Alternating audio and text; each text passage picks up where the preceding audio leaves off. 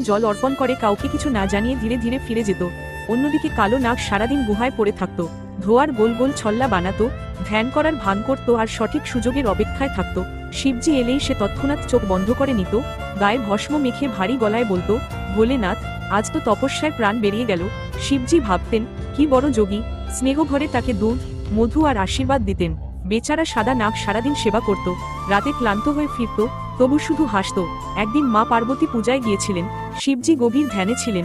সেই সুযোগে কালো নাগ মন্দিরের ঘণ্টা আর সোনার কলস তুলে অন্ধকারে সরে গেল। সন্ধ্যায় সাদা নাগ ফিরল, হাতে বরফ শীতল জল, কপালে ভক্তি, হৃদয় সত্যতা। ঠিক সেই মুহূর্তে শিবজি চোখ খুললেন, সব বুঝে গেলেন। কালো নাগ বেরোলো ভণ্ড ভক্ত, আর সাদা নাগ হলো নিঃস্বার্থ সেবক। শিবজি মৃদু হেসে বললেন, যে দেখিয়ে করে সে ভক্ত নয়, আর যে চুপচাপ করে সেই সবচেয়ে বড় সাধক। এই সাদা নাগের ভক্তি যদি আপনার হৃদয় ছুঁয়ে থাকে, তাহলে একটি লাইক আর মন থেকে লেখা একটি মন্তব্য অবশ্যই প্রাপ্য।